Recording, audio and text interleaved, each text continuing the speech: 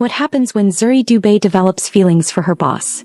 The Korean mafia king who has been manipulating her life from the very beginning? The same man who lied to her, protected her and loved her in silence all at once. Every test, every coincidence, every act of kindness was part of Ji-hoon Kang's plan to keep her close. Now she's trapped between the truth she can't deny and the man she can't let go of. He says it was never about control. It was about love. But she calls it betrayal. Welcome to Afro-Korean Stories TV besties. I bring you another premium viewing experience. This is season 2 of our previous video. You may need to watch season 1 first to fully enjoy the story. Please don't forget to like, share, subscribe and turn on your notification bell so you never miss any story. Your support keeps my fire burning. The explosion ripped through Seoul General Hospital's East Wing at exactly 2:47 p.m., shattering windows and sending patients screaming into hallways thick with smoke. Zuri was sitting beside her mother's bed when the building shook, monitors shrieking, lights flickering like dying stars. "Mama!" She grabbed her mother's hand, pulling her upright despite the 4 lines tangling between them.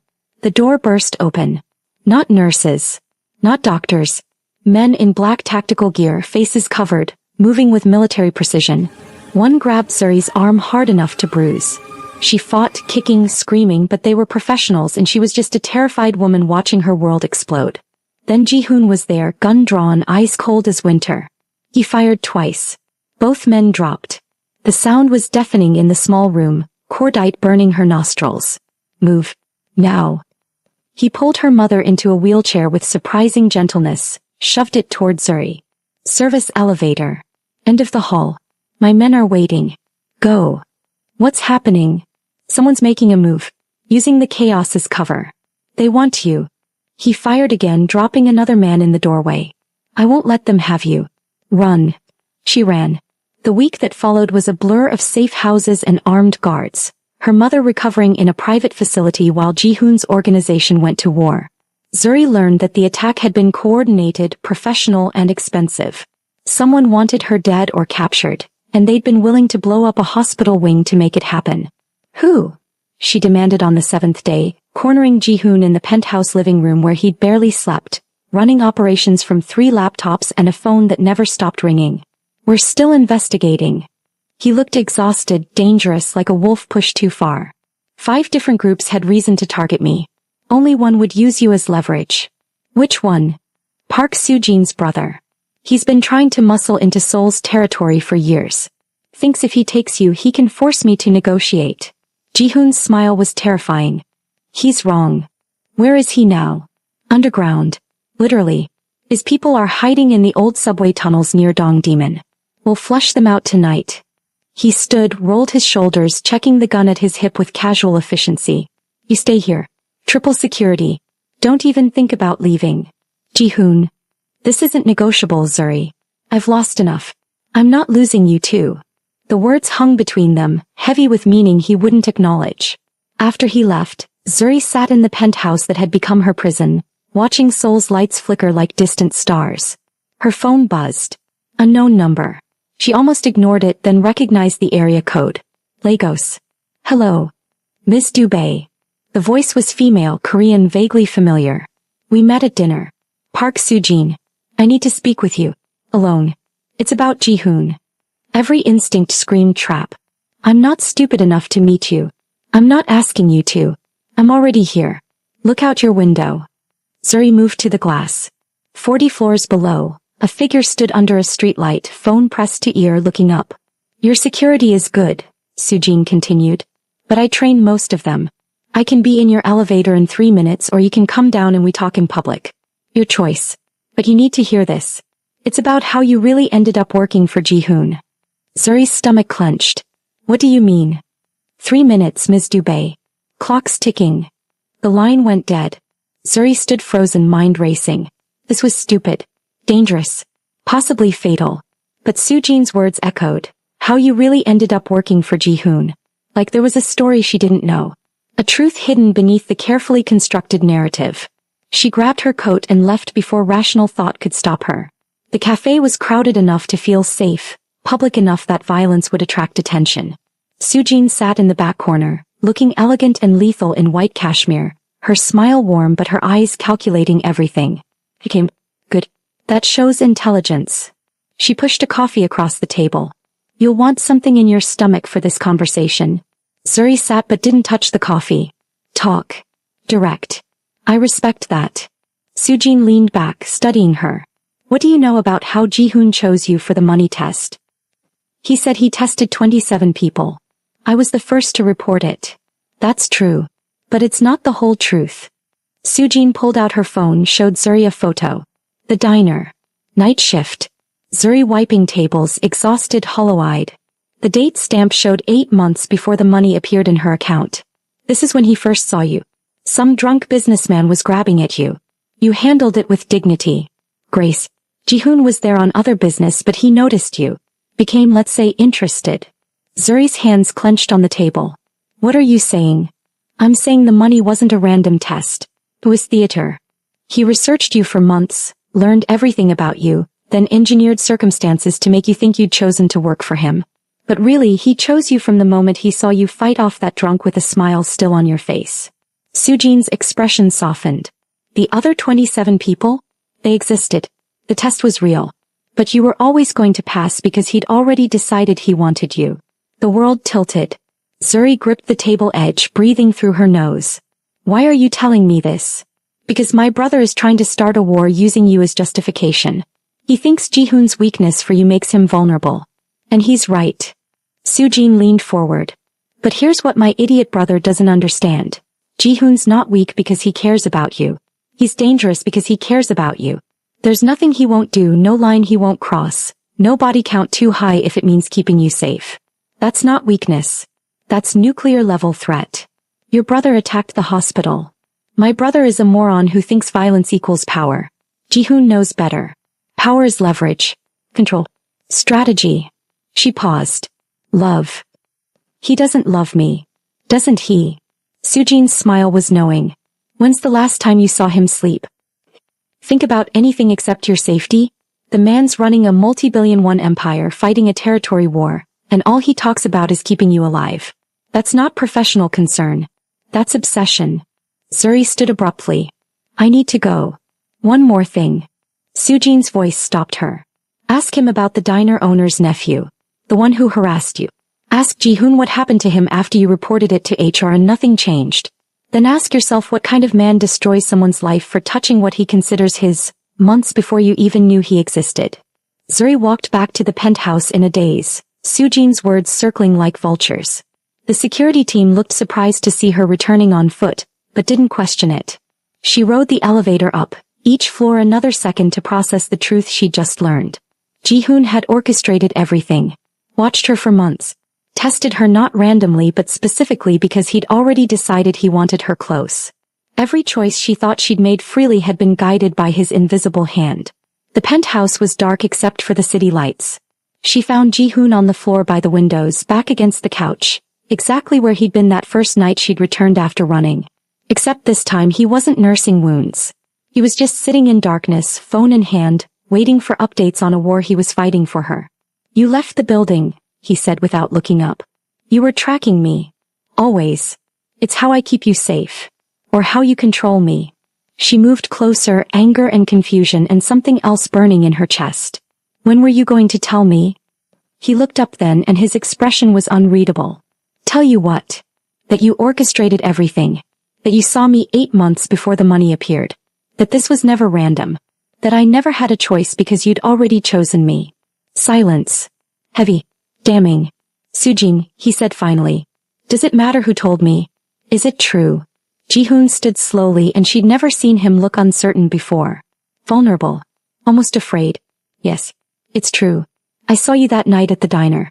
Watched you handle harassment with grace when you had every right to break. You were exhausted, struggling, barely surviving, and you were still kind. Still honest. Still, he paused, searching for words, luminous in ways I'd forgotten existed in this world. So you manipulated me. So I wanted you close. Wanted to know if that integrity was real or performance. Wanted to see if you'd prove me right or wrong about human nature. He took a step toward her. The test was real, Zuri. Your choice was real. What you did, reporting that money, that was all you. I couldn't control that. I could only create circumstances and see what you'd do. That's still manipulation. Yes, it is. And I'm not apologizing for it because it brought you here. Made you safe. Put you in a position where I can protect you instead of watching you slowly destroy yourself trying to survive in a city that was crushing you. I didn't ask for your protection. No. I asked for a job. For a chance. For hope that your mother might live. His voice softened. I gave you all of that. I gave you safety and resources and a future. I gave you the life you deserved but couldn't reach on your own. That makes me manipulative, controlling, maybe even monstrous. But it doesn't make me wrong. Zuri's breath came fast, angry, confused. You should have told me from the beginning. Would you have stayed if I had? If I'd said, I've been watching you for months, I'm obsessed with you, I've engineered circumstances to make you dependent on me? Would you have signed that contract? No. Exactly. So I lied by omission. I created a narrative you could accept. I'm not proud of it, but I'm not ashamed either. He closed the distance between them, stopping just outside her personal space. You want honesty? Here it is. I've wanted you from the moment I saw you. Every decision since then has been about bringing you closer, keeping you safe, making you mine. That's the truth. That's what I've been hiding. And now you know it. The confession should have made her furious. Should have sent her running. Instead, it ignited something low in her belly, something dangerous and thrilling and terrifying. I should leave, she whispered. Then leave. I won't stop you. But his eyes said different. His eyes said he'd burn the world down before letting her walk away. I can't trust you. Probably not. Trust is earned. I broke it before building it. That's on me. I should hate you. You probably should. He raised one hand slowly, giving her time to pull away, and cupped her jaw with devastating gentleness. But do you? That was the question, wasn't it? Did she hate him for the manipulation? For the lies? For taking her choices and replacing them with the illusion of agency? She wanted to. God, she wanted to hate him. But when she looked at him, exhausted from a week of fighting for her life, willing to go to war with his oldest friend's family to keep her safe, looking at her like she was something precious he'd finally found after years of searching, she couldn't summon hate. She felt something else entirely. I don't know what I feel, she admitted. That's fair. His thumb brushed her cheekbone and electricity sparked where they touched. But for what it's worth, I know what I feel. I've known for months. And it terrifies me more than any enemy ever has. What do you feel? Like you're the only honest thing in my dishonest life. Like losing you would hurt worse than any bullet. Like I'd tear down everything I've built if it meant keeping you safe and whole and... He paused, voice dropping, close. The last word was barely audible, but it echoed in the space between them like a shout. Zuri should step back. Should establish boundaries. Should remember all the reasons this was wrong, dangerous, impossible. She kissed him instead. The kiss was furious, angry, desperate. All her confusion and fear and need channeled into the press of lips and clash of teeth. Jihoon made a sound low in his throat, almost pained, and his control shattered. His hands came up to frame her face, tilting her head to deepen the kiss with an intensity that stole breath and thought and resistance. She fisted her hands in his shirt, pulling him closer even though close wasn't close enough. He tasted like coffee and something darker, addictive, dangerous. His teeth caught her lower lip, his tongue soothed the sting, and she was drowning in sensation that had nothing to do with logic. When they finally broke apart, both breathing hard, his pupils were blown wide and his composure was destroyed. Zuri. Her name sounded like prayer and curse combined. Don't talk. If you talk, I'll remember why this is stupid. Can't have that. He kissed her again, slower but no less intense, walking them backward until her back hit the windows, soul sprawling behind them in glittering testimony to their recklessness. Upstairs, he murmured against her lips. Okay, she replied, breathing heavy. They barely made it to his bedroom before falling into each other again, clothes discarded, boundaries dissolved, two people finding connection in vulnerability and desperation. The details faded into intimacy and intensity, whispered names and racing hearts, finding in each other something neither had been looking for but both desperately needed. Afterward, Zuri lay tangled in expensive sheets with Jihoon's arm possessive around her waist, watching dawn paint soul in shades of gold through floor-to-ceiling windows. She should feel regret. Should be planning her escape. Should remember all the reasons this was complicated and probably doomed. Instead, she felt alive for the first time in months. I'm still angry, she said quietly. I know. His lips pressed against her shoulder. Stay angry. Just stay. This doesn't fix the lies. No. But it's a start. He pulled her closer and she could feel his heartbeat against her back, steady and sure. I meant what I said earlier. I want you, not just as an employee, not just as someone I'm protecting, as mine. Completely. No more lies. No more manipulation. Just truth even when it's ugly. What if the truth is that we're terrible for each other? Then we'll be terrible together. He turned her to face him and his expression was naked in the morning light. I'm not good at this. At feelings. At vulnerability. But I'm trying because you're worth trying for. Stay. Let me prove it. Zuri studied his face, seeing exhaustion and determination in something that looked dangerously close to love. This was a terrible idea. He was a criminal. She was supposed to be the moral compass. They'd already crossed so many lines that she couldn't see where boundaries had been. But he was also the man who'd fought for her mother's life, protected her through violence, looked at her like she was the only real thing in a world of illusions. One condition, she said finally. Anything. No more secrets. No more orchestrated tests. No more manipulation even if you think it's for my own good. I need truth or I walk. Deal. He sealed it with a kiss that tasted like promises and possibility. 3 weeks later, Zuri stood in front of the bathroom mirror, staring at the pregnancy test with hands that wouldn't stop shaking. Positive. Unmistakably, impossibly positive. She and Ji-hoon had been careful. Mostly. But apparently once hadn't been enough, and now she was pregnant with a mafia boss's child, and her entire life was about to implode. Zuri? You okay in there? Ji-hoon's voice came from the bedroom. She opened the door, test clutched in trembling fingers, unable to form words. His eyes dropped to the test. Widened. His face went through several expressions too fast to track before settling on something between terror and fierce joy. You're pregnant. Apparently. With my child. Well, I haven't been sleeping with anyone else, so yes, yours. He laughed, sudden and surprised, then crossed the space between them in 2 strides and pulled her into his arms with a gentleness that made her throat tight. We're having a baby. We haven't discussed, she started. I don't care. We're having a baby. That's happening. Everything else is negotiable. He pulled back to look at her, and his expression was softer than she'd ever seen. I know this isn't ideal timing. I know we're still figuring out what we are to each other. But Zuri, I want this. Want you. Want our family. If you do. The question hung between them, heavy with possibility. I want it, she admitted. I'm terrified, but I want it. Then we'll be terrified together. He kissed her forehead, her cheeks, her lips. I'll protect you both. Whatever it takes. No one touches my family. The possessiveness should have annoyed her. Instead, it made her feel safe in ways she hadn't since her father disappeared years ago. We should tell your mother, Ji-hoon said. She's going to be thrilled. Zuri laughed despite herself. Her mother was still recovering in the private facility, gaining strength daily. The pregnancy would give her something to look forward to, a reason to keep fighting. They spent the day making plans, calling doctors, researching everything with the intensity Ji-hoon brought to all his projects. For those few hours, they were just 2 people excited about their future, about the life growing between them. It was the last peaceful day they'd have for a long time. A few nights after, they both thought their happiness was finally complete until Zuri woke to cramping so severe it stole her breath. She stumbled to the bathroom, turned on the light and saw blood. Too much blood. Ji-hoon. Her scream brought him running, taking in the scene with a quick assessment of someone who'd seen violence up close. Hospital. Now. He had his phone out, calling his private doctor, wrapping her in a robe, carrying her to the elevator like she weighed nothing. The ride to the hospital was a blur of pain and fear, and Ji-hoon's voice, steady and calm, talking her through contractions that shouldn't be happening, promising everything would be okay even though they both knew it might not be. The doctor met them at the private entrance, rushed them to a surgical suite, started IVs and monitors and tests.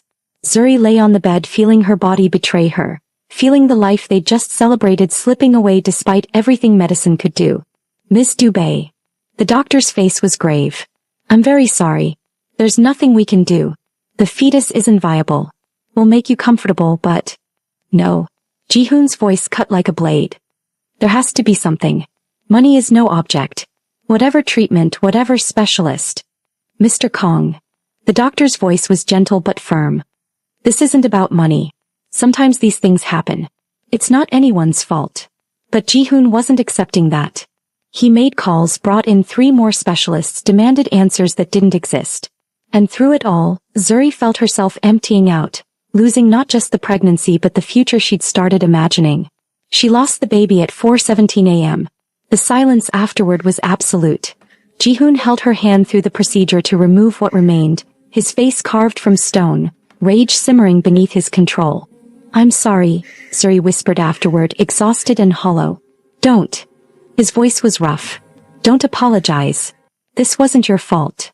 But she saw it in his eyes, the same question she was asking herself. Whose fault was it then? The toxicology report came back 2 days later.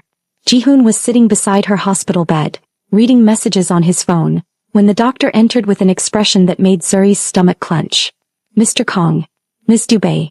There's something you need to know." The doctor set down a folder with hands that weren't quite steady.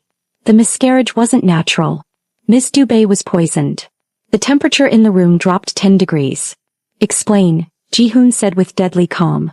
"We found traces of pennyroyal oil in her system. It's an abortifacient historically used to terminate pregnancies. In high enough doses it causes miscarriage.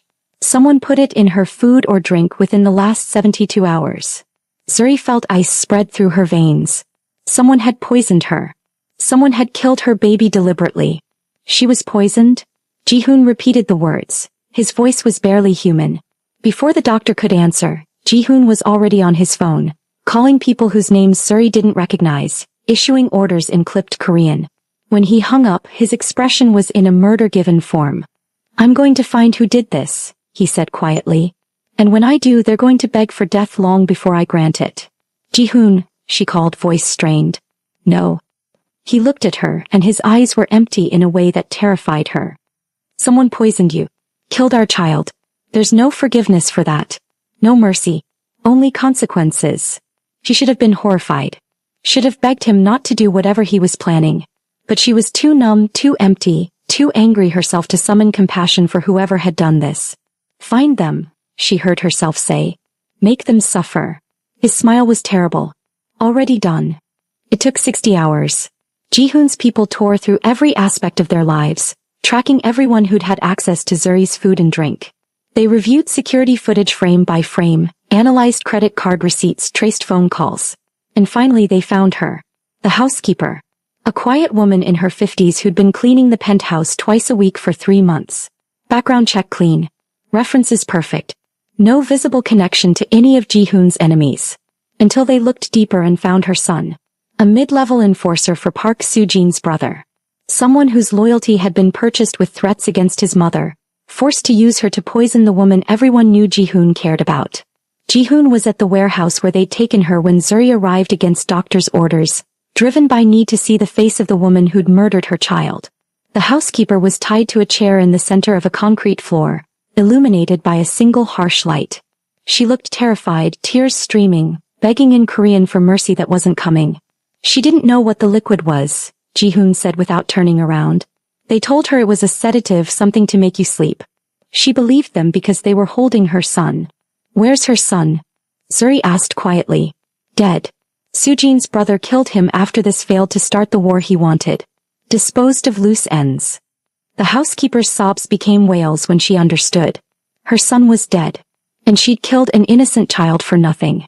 Zuri felt something crack inside her chest. This woman had lost everything too. Been used and discarded like they all were in this world of power and violence. "Let her go," Zuri said. Ji-hoon turned, surprise flickering across his face. "What? Let her go." He didn't know. She was being used. Her son is already dead. Killing her changes nothing. She poisoned you. Killed our child.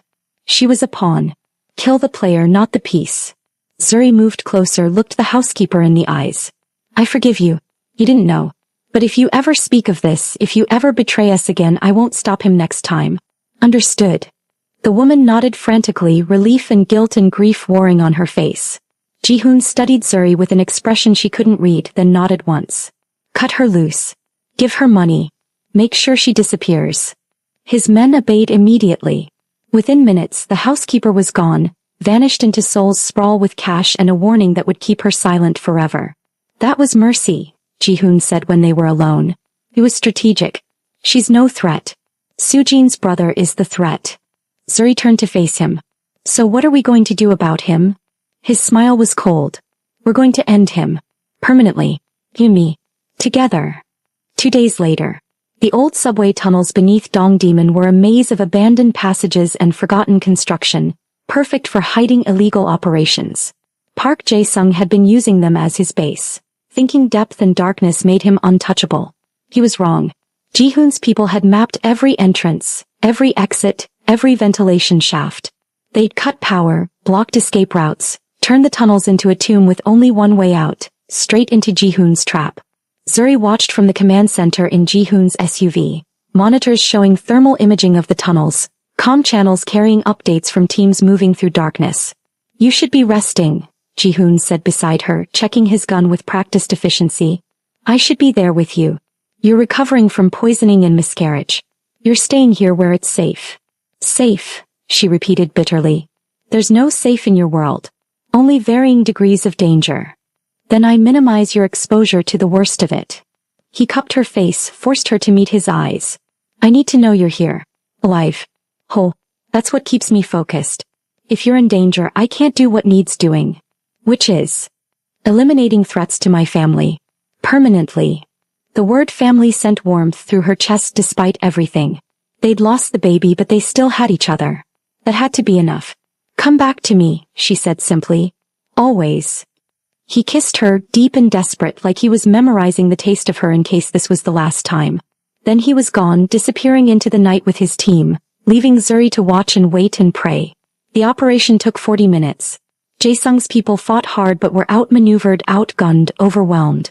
Ji-hoon's team moved through the tunnels like ghosts, taking positions, cutting off escape, tightening the noose.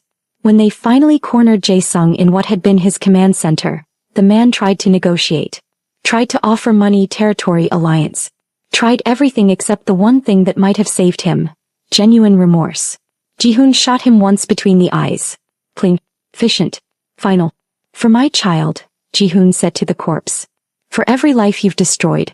For thinking you could touch what's mine and walk away. He walked out of those tunnels covered in metaphorical blood but physically untouched, and Zuri met him at the vehicle entrance, throwing herself into his arms despite the tactical vest and weapons he was still wearing. It's done, he said against her hair. He's gone. No one else will use you against me. Until the next one. Then I'll kill the next one too. And the one after that. Forever if necessary. You're worth any body count. You should have horrified her. But she'd lost her child to these people's ambitions, and right now she couldn't summon compassion for enemies who showed none. Take me home, she said quietly. Always. 6 weeks later.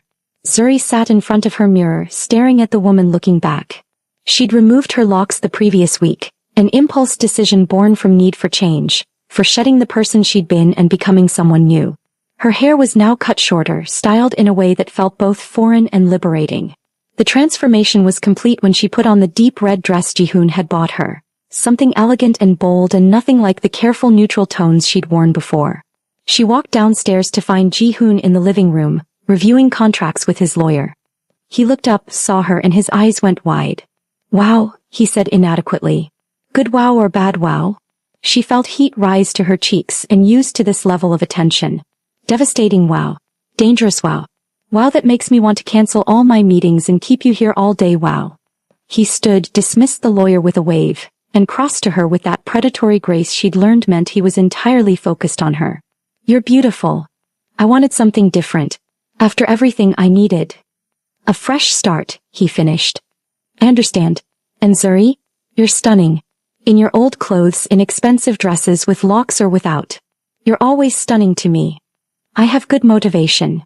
He kissed her softly. There's something I need to ask you.